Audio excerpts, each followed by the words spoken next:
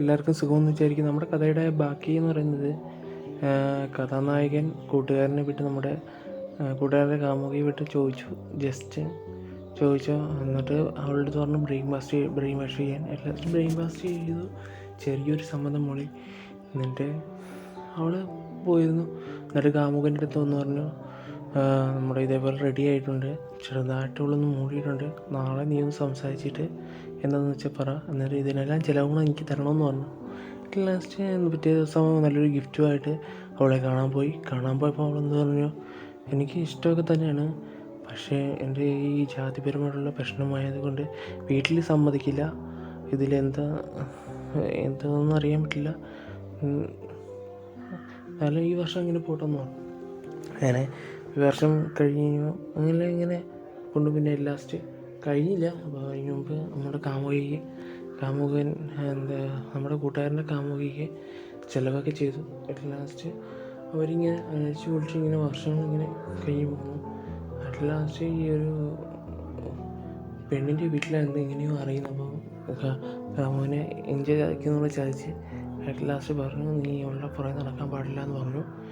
എന്നാലും നമ്മുടെ കഥാനായകൻ അവിടെ നടന്നു. അറ്റ് ലാസ്റ്റ് ഇവൻ അവിടെ നിന്ന് ഇറങ്ങിക്കഴിഞ്ഞപ്പോൾ അവളുടെ അടുത്ത് പറഞ്ഞു, ഞാനൊന്ന് സെറ്റാവട്ടെ, അപ്പോഴത്തേക്ക് നീ ഇവിടെ പഠിച്ചുകൊണ്ടിരിക്കും, അപ്പോൾ ഞാൻ അപ്പോഴത്തേക്ക് സെറ്റായിട്ട് ജോലിയായിട്ട് എന്നെ കൂട്ടിക്കൊണ്ട് പോകുമെന്ന് പറഞ്ഞു. അപ്പോൾ ലാസ്റ്റ് പിന്നെ ഒരു വർഷത്തെ കോഴ്സും കൂടെ പഠിച്ച് കഴിയുമ്പോഴത്തേക്ക് അവൾ ഇറങ്ങി.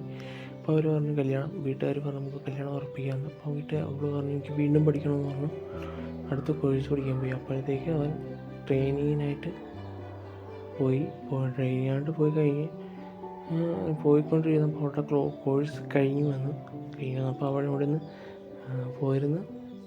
വന്ന് അവിടെ എന്തോ കല്യാണത്തിനുള്ള എല്ലാം സെറ്റാക്കിയിട്ട് അവളുടെ നാട്ടിൽ വന്നപ്പോൾ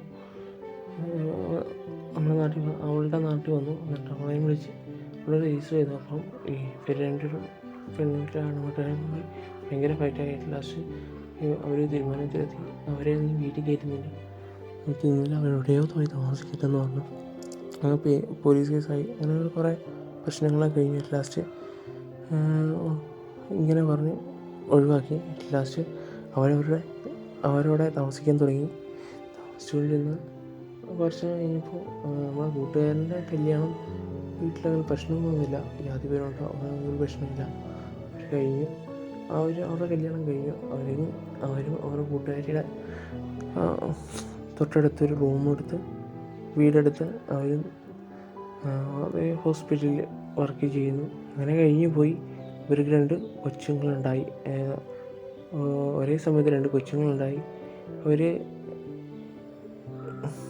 അവർ പഠിച്ചുകൊണ്ടിരിക്കുന്നു. അവർ വളർന്നു. ഇവർ തമ്മിൽ ട്രിപ്പൊക്കെ പോകാറുണ്ട്. കുടുംബത്തോടെ 2 കുടുംബങ്ങൾ ഒരുമിച്ചാണ് ട്രിപ്പ് പോകാറുണ്ട്. പല ആഘോഷങ്ങളും ചെയ്യാറുണ്ട്. ആഘോഷ പരിപാടികളും ഒരുമിച്ചാണ് ചെയ്യുന്നത്. അങ്ങനെ ഇവർക്ക് കൊച്ചുങ്ങളുണ്ടായി. കൊച്ചുങ്ങളുടെ വന്നു അങ്ങനെ ഹയർ സ്റ്റഡിയിലോട്ട് അടുത്ത പഠിത്തത്തിലോട്ട് ഇങ്ങനെ പോകുന്നു. എന്നിട്ട് ഇതിൻ്റെ ബാക്കി നമുക്ക് അടുത്തതിൽ കേൾക്കാം. പക്ഷേ വേറെ ഒന്നുമില്ല.